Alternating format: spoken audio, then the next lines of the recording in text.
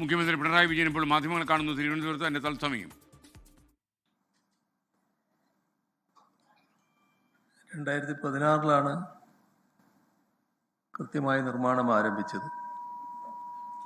പക്ഷേ ഓഖി,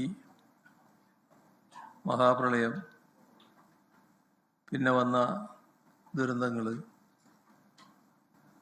ഒരു ചുഴലിക്കാറ്റ് മഹാടൗട്ട, കോവിഡ്, ഇങ്ങനെയുള്ള വെല്ലുവിളികൾ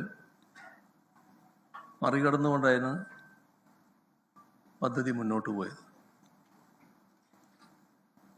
പാറക്കല്ലുകൾക്ക് വിഷമം വന്നപ്പോൾ തമിഴ്നാട്ടിൽ നിന്നടക്കം കൊണ്ടുവരുന്ന അവസ്ഥയുണ്ടായി. 2020 മുതൽ നല്ല പുരോഗതി പദ്ധതിക്ക് കൈവരിക്കാനാവുകയും 2028 4 ഘട്ടങ്ങളും പൂർത്തിയാക്കാനുള്ള തീരുമാനത്തിലുമാണ് ഇപ്പോൾ എത്തിയിട്ടുള്ളത്. കഴിഞ്ഞ വർഷം ഈ തുറമുഖം റെക്കോർഡ് നേട്ടങ്ങളാണ് കൈവരിച്ചത്.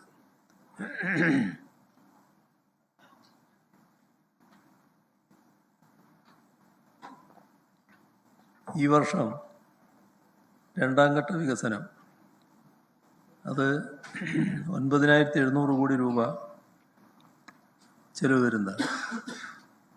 ആ രണ്ടാം ഘട്ട വികസനം ആരംഭിച്ചിരിക്കുന്നു. 2,000 കോടി രൂപയുടെ അടിസ്ഥാന സൗകര്യ പദ്ധതികൾക്കും തുടക്കമായിട്ടുണ്ട്. ഈ പദ്ധതിയുടെ ഒരു പ്രത്യേകത, ഇതിനകം 125 കോടി രൂപ സംസ്ഥാനത്തിന് വരുമാനമായി ലഭിച്ചിട്ടുണ്ട്. വിഴിഞ്ഞം തുറമുഖത്തിൻ്റെ സാധ്യതകൾ പരമാവധി പ്രയോജനപ്പെടുത്താൻ നേരത്തെ തന്നെ നമ്മൾ കണക്കാക്കിയതാണ് വിഴിഞ്ഞം നാവായിക്കുളം ഔട്ടർ റിംഗ് റോഡ്. അതോടൊപ്പം തന്നെ വിഴിഞ്ഞം, കൊല്ലം, പുനലൂർ വളർച്ചാ മുനമ്പ്. ഔട്ടർ റിംഗ് റോഡ് വിഴിഞ്ഞം തുറമുഖത്തെ ഉൾനാടൻ പ്രദേശങ്ങളുമായി ബന്ധിപ്പിക്കാനുതകുന്ന പ്രധാനമായ ഘടകമാണ്.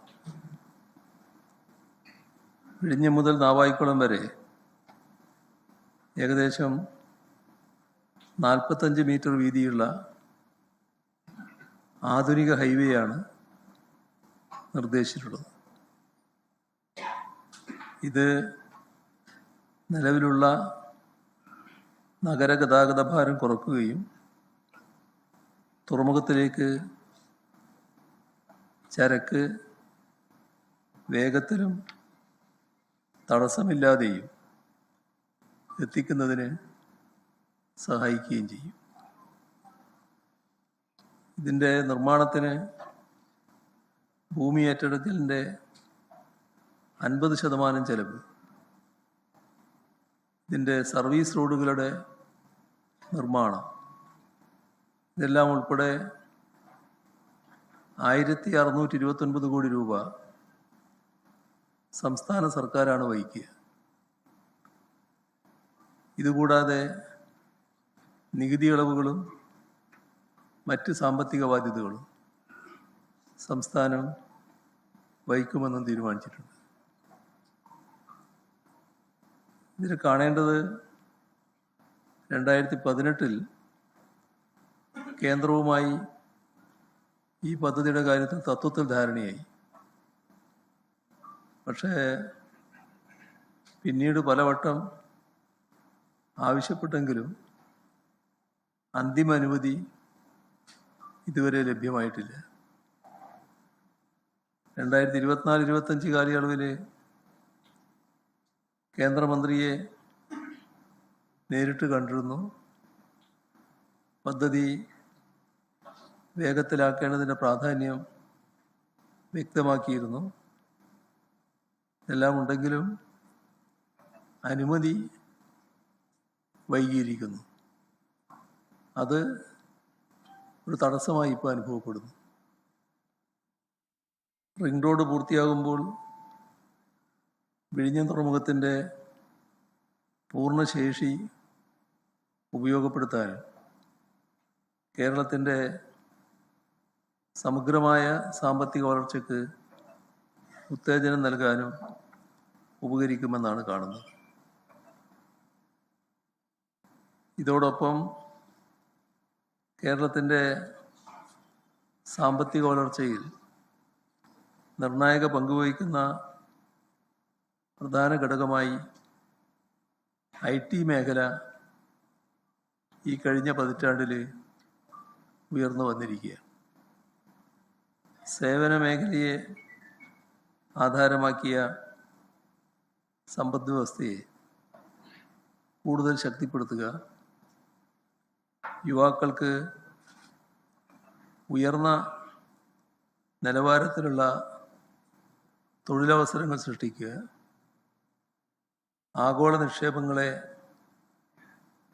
സംസ്ഥാനത്തിലേക്ക് ആകർഷിക്കുക, ഇതെല്ലാം ചെയ്യുന്നതിൽ IT വികസനം വലിയ പങ്കാണ് വഹിക്കുന്നത്. ഡിജിറ്റൽ അടിസ്ഥാന സൗകര്യങ്ങൾ,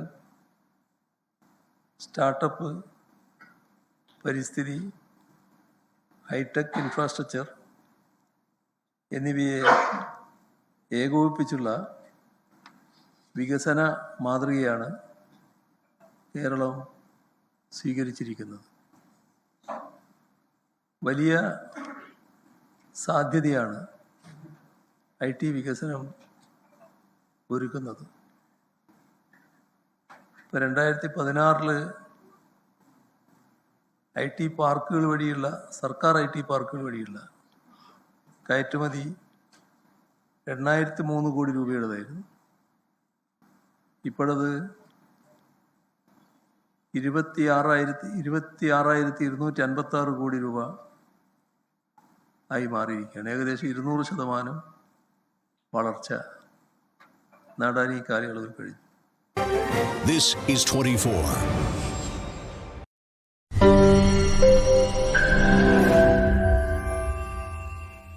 ലോകത്തെവിടെയായാലും ഏത് സമയത്തും 24 വാർത്തകളും ഓഗ്മെന്റഡ് റിയാലിറ്റി പാക്കേജുകളും എക്സ്പ്ലെയിനറുകളും വിശദമായി കാണാൻ ഞങ്ങളുടെ യൂട്യൂബ് ചാനൽ നിങ്ങൾക്ക് സബ്സ്ക്രൈബ് ചെയ്യാം.